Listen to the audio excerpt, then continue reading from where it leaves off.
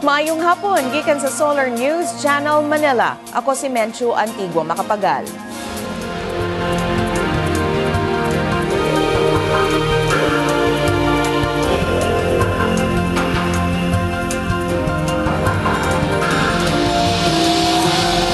Ani ang mga balita alang sa Kabisayan ug Mindanao.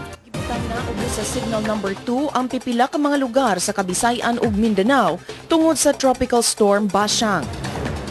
Midunggo sa Sugbo ang US Navy guided missile cruiser nga USS Shiloh aron mag-refuel. Midagsang ang libuan ka mga migratory birds sa Davao Region. Og atong sayron ang pagsaulog sa Chinese New Year sa nagkalaing-laing nasod. Gibutang na ubos sa Signal Number 2 ang pipila ka mga lugar sa Kabisayan ug Mindanao tungod sa Tropical Storm Bashang. Gipaabot sab sa pag-asa nga maigo ang mga lugar nga daan ng naigo sa Tropical Depression Agaton.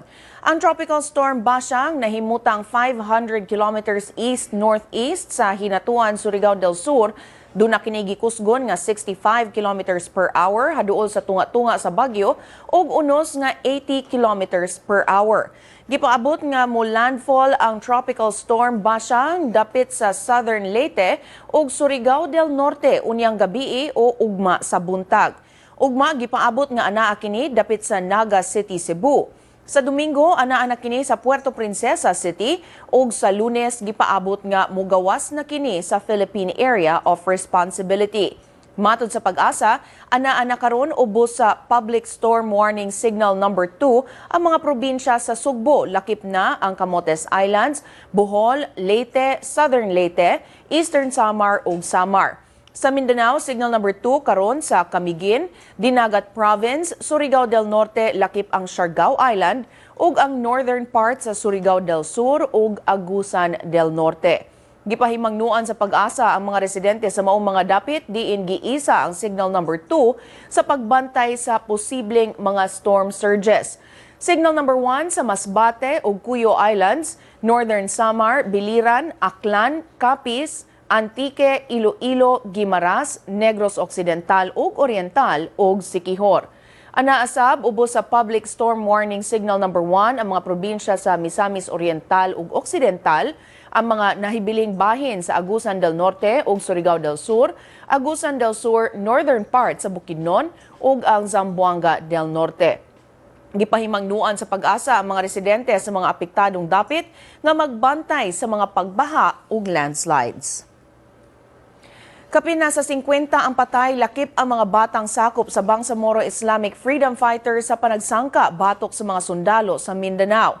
Matod sa armadong kusog, ang paggamit og mga bata sa gubat dakong hagit sa pagpukan sa tanang mga hulga sa peace process sa Mindanao. Ang detalye sa report ni Luigi Flores.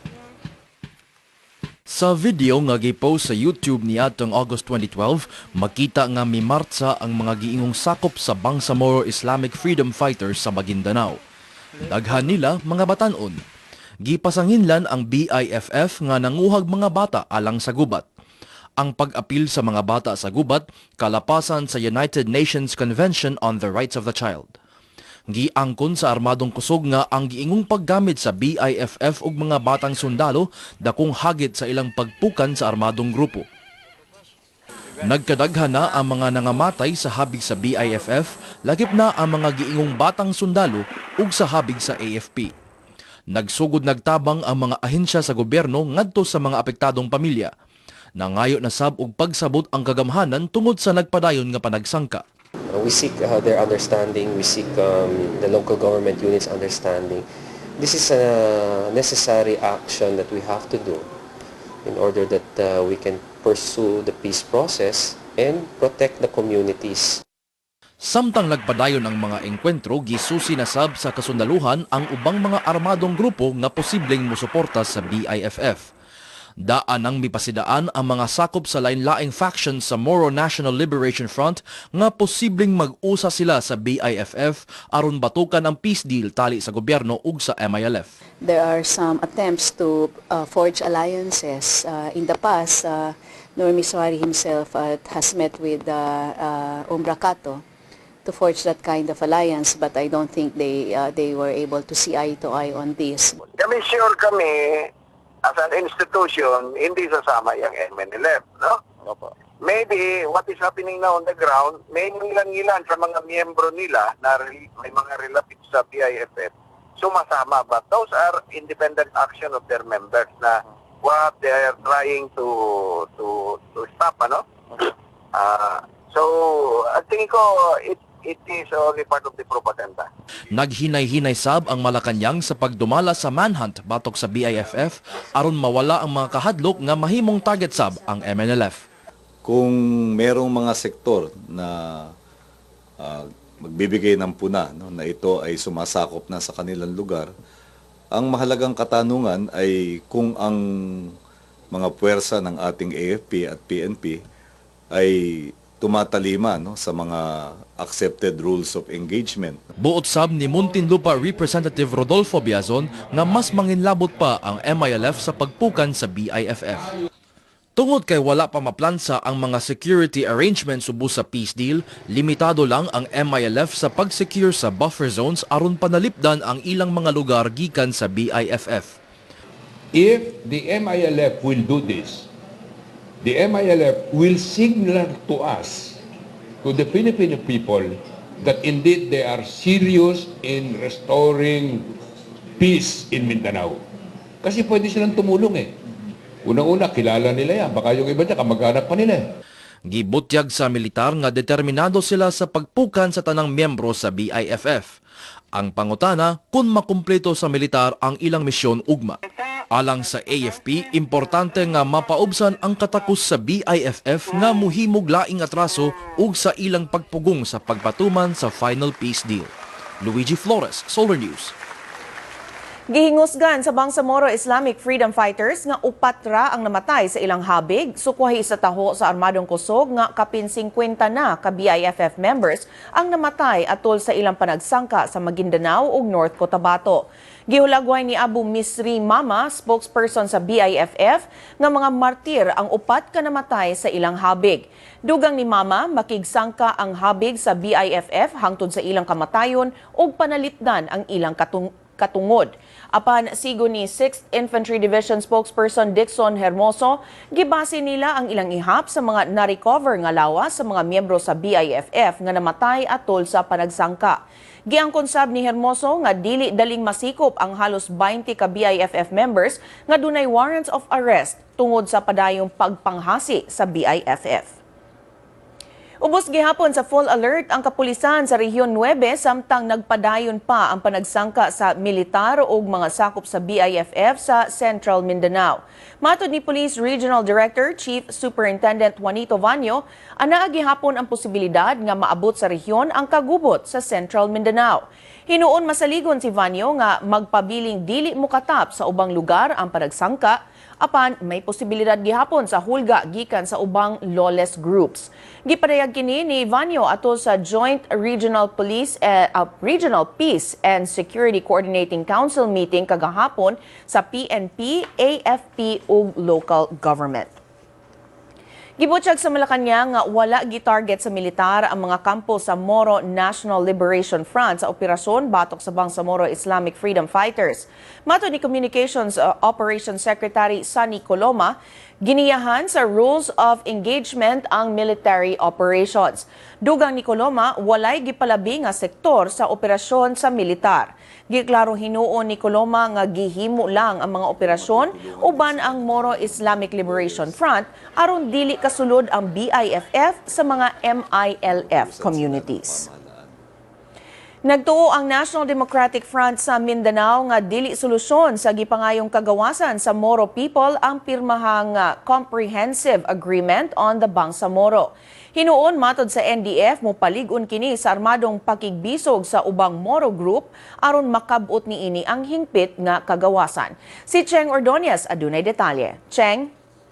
Menchu, nagtuo ang National Democratic Front sa Mindanao nga dili solusyon sa gipangayong kagawasan sa Moro people ang pirmahang Comprehensive Agreement on the Bangsamoro. Hinuon matod sa NDF o paligon kini sa armadong pakigbisog sa ubang Moro group aron makabot niini ang hingpit nga kagawasan. Sa usa ka pamahayag ang spokesman sa National Democratic Front of the Philippines Mindanao Chapter George Madlus kun Kaoris may pahinumdum sa tanan kalabot sa mga hinungdan sa pakigbisog sa Moro people. Matod ni Caores na ang pagpirma sa Comprehensive Agreement on the Bangsamoro dili magpasabot og katapusan sa Moro revolutionary struggle. Nagtuo si Caores nga walay maayong sangputanan ang kasabutan kung padayong ipamugos sa national government ang gusto niini ngadto sa Moro people. Matod ni Caores, hangtod walay revolutionaryong kausaban, dili makapot ang tinud-anay nga otonomiya sa katawhang Moro. Gitumbok ni Caores ang padayong panagsangka karon sa Central Mindanao nga mopalig-on na hinuon sa armadong pakigbisog sa Moro people. Gitambagan hinuon ni Caores ang mga katawhang Moro sa pagpasikap sa pakigbisog niini sa panginahanglan sa katawhang Moro ug sa pagpanalipod sa ilang ancestral lands. Kini aron dili masusama sa nahitabo sa Moro National Liberation Front. Thank you. Daghang salamat, Cheng Ordonez, reporting gikan Cagayan de Oro City. Anaa pa sa 38 kapugante ang gipangita sa mga tinugyanan sa Leyte Provincial Jail. Halos 200 ka inmates mipuga kagahapon sa kadlawon gikan sa prisuhan nga nahimutang sa lungsod sa Palo. Si Wilmark Amazona adunay detalye. Wilmark? Menchu, matod ni Leyte Provincial Jail Acting Warden Merly Bertulfo, 38 na lang sa 182 inmates kinsa mipuga kagahapon ang padayong panilang gipangita. Nasikop nila yung pagbalik kagahapon ang 147 kapugante pinaagi sa mga jail guards ug sa mga pulis. Nahimutang ang Leyte Provincial Jail sa Barangay Kauswagan Palo nga 2 ka kilometro gikan sa Regional Office sa PNP nga ana sa Barangay Campitic sa Maao gihapong lungsod. Matod ni Warden Bertulfo, giplano sa mga inmates ang jailbreak samtang giatol kini sa pagpanghatag og kape ngadto sa mga bilanggo. Ipila sa mga inmates mihimo pang taming sa mismo pamilya niini sa pag-eskapo. Lakip sa rason sa ilang pag-eskapo maong kahinay paglihok sa ilang kaso. Gisamutan kini sa kabalaka sa mga inmates nga magdugay sila sa bilangguan tungod sa pagkadaot sa ilang record diha sa mga korte atol sa bagyong Yolanda. Gireklamo sab sa mga bilanggo ang ilang rasyon sa pagkaon tungod kay kanunay kini malangan. Apan matod sa warden, nasulbad na kining talangan sa pagkaon. Mao kini ang ikaduhang jailbreak sa provincial jail human sa bagyong Yolanda. Hangtod karon wala pa masikop ang kapin sa gatos kapugante kinsa unang nag-eskapo pipila ka adlaw human sa bagyong Yolanda. Menchu. Daghang salamat, Wilmark Amazona, reporting gikan Tacloban City.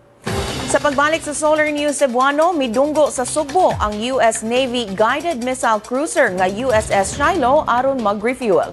At ang iyang detalye sa among pagbalik.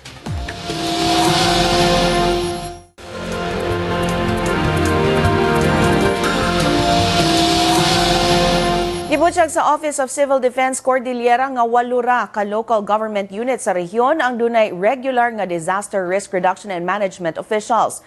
Gitaho sa OCD nga ang mga lungsod lang sa Banged, Lagangilang o sa Lapadan sa probinsya sa Abra, La Trinidad sa Benguet, Tabuk City sa Kalinga, Baguio City ug Apayao Province ang dunay disaster risk reduction and management officials. Matod ni OCD Cordillera Regional Director Alex Oy, nag-multitasking ang mga social workers o kaha mga municipal administrator isip mga disaster risk reduction and management officials. Apan dugang ni Oy, risgo ang pagtudlo sa mga local government employees isip disaster officials, ilabi na kung dunay panghitabo. Matod ni Uy, dili epektibo ang mamahimong trabaho sa mga nag-multitask ng mga opisyal sama sa nahitabo sa mga kalamidad sa Kabisayan. Sigon sab sa coordinator sa Interior Department sa Cordillera, Engineer Rene Valera, usa sa hinungdan nga dili makakuha og mga regular nga disaster risk reduction officials mao ang kadako sa ilang sweldo. Apan matod ni Valera, mahimo kining sulbaron sa pag-hire og local disaster official bisan sa ubos nga salary grade. Nakita natin yung negative impact ng multitasking.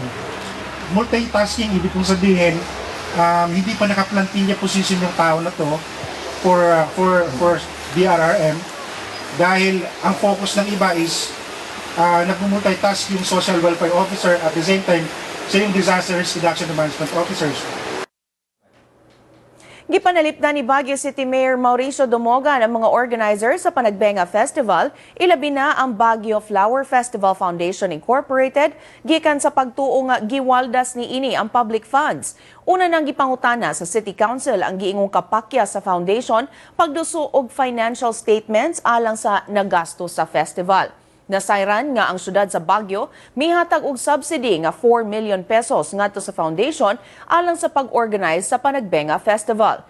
Gireklamo sab sa konseho ang giingong paglapas sa foundation sa Trade Fair Ordinance sa syudad nga nagdili sa pagpahigayon sa Session Road in Bloom o sa Market Encounter. Hinuon ni atong Miyerkules gihusay sa mayor ang kabangian sa foundation ng City Council. Busa ni anang Huwebes giusab sa konseho ang Trade Fair Ordinance aron magtugot sa duha ka events nga paganganlan na og Baguio Blooms. Formal nga magsugod ang Panagbenga Festival ugma. Si Mayor Dumogan mitino nga dunay accounting sa pondo sa foundation. Taon-taon na naa-audit yan at sinusubmiti sa Securities and Exchange Commission. Aniya ang front pages sa mga pamantalaan sa Sugbo. Sa Sunstar Cebu, mipasakag kaso ang Philippine Deposit Insurance Corporation batok kang Lapu-Lapu City Mayor Paz Radasa tungod sa giingong peke nga loan. Sa Sunstar Super Balita, gibantayan sa kapulisan ang imahen sa Santo Niño nga giingong misulti ngadto sa mga bata sa Barangay Mactan, Lapu-Lapu City. Ug sa Cebu Daily News, gipakawalay sala sa National Bureau of Investigation si Monsignor Chris Garcia sa iyang pagkalambigit sa illegal nga ivory trade. Miabot alas 11:10 kaganinang buntag sa Sugbo ang usa ka US Navy guided missile cruiser aron mag-refuel. Si Twinnie Malinaw adunay detalye niini. Twinnie?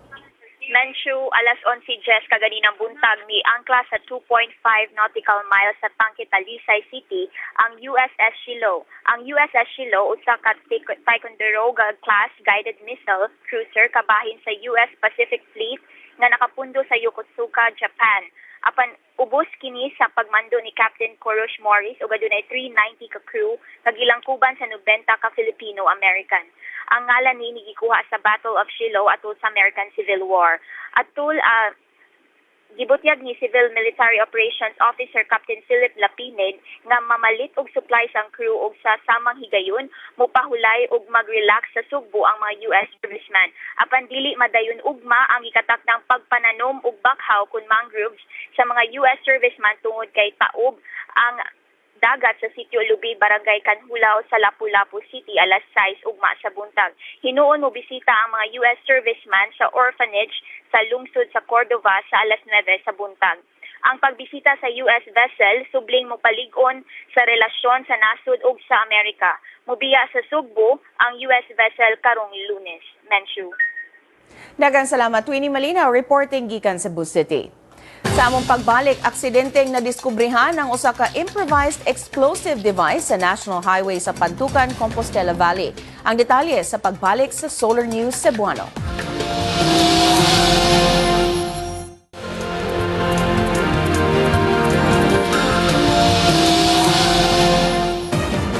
Atong sayro ng front page sa Bandera Mindanao, gibutyag sa militar nga dunay mga sakop sa Moro National Liberation Front nga mitabang sa BIFF.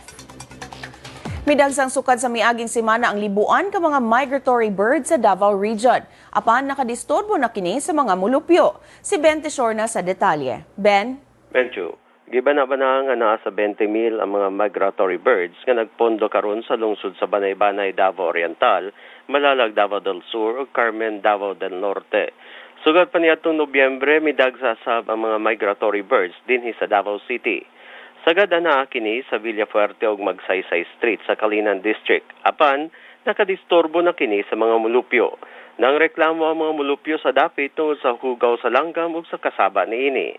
Dalihin noong gipahimangnuan sa Department of Environment and Natural Resources ang katawhan sa dili paghilabot sa mga langgam tungod kay protektado kini sa balaod.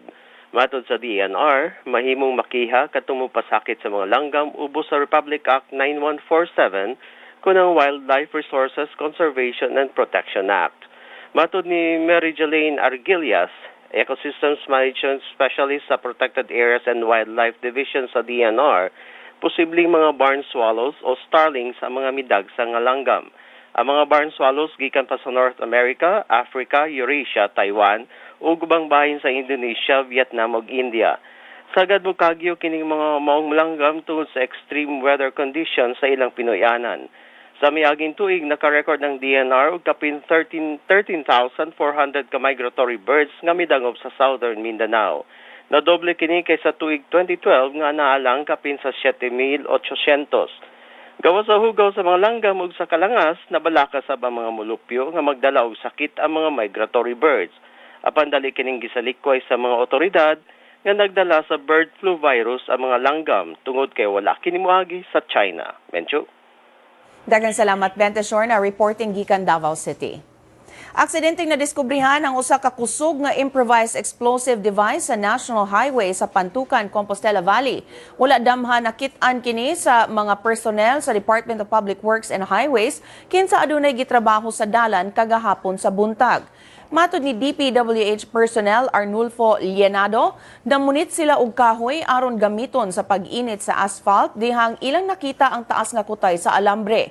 Dihang ilang gibira ang wire, ilang nakita ang explosive. At ulusab nga nakalabay ang usa ka army truck ug na-defuse sa mga sundalo ang bomba. Gidudahan sa mga otoridad nga mga rebeldeng New People's Army maoy mitanom sa bomba. Dito sa gihapon sa Pantukan, naluwas ang usa ka small-scale miner gikan sa nahugnong tunnel kagahapon sa Udto. Nagtrabaho sulod sa tunnel ang 40 anyos na si Romeo Olandrea sa sitio Panganason, Barangay Kingking, dihang hinay-hinay nga nahugno ang tunnel.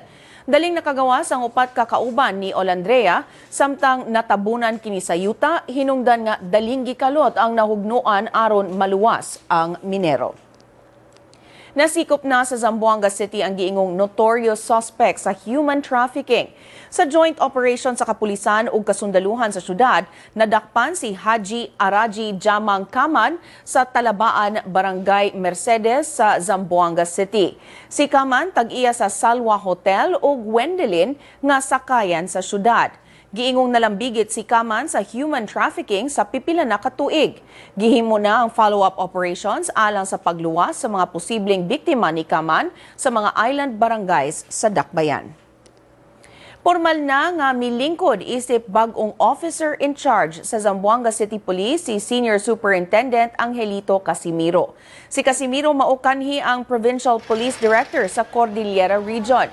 Sa iyang pamahayag kagahapon, gisaad ni Casimiro ang pagsiguro sa training o pag-review sa rank and file personnel sa kapulisan o pagpalig-on sa cooperation tali sa kapulisan o mga barangay sa syudad.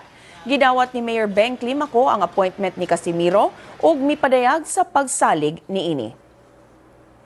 Giisa karon ang alarma ngadto sa shrimp farming industry sa Zamboanga City kalabot sa posibleng outbreak sa usa ka virus nga makapatay sa mga uwang ug pansat.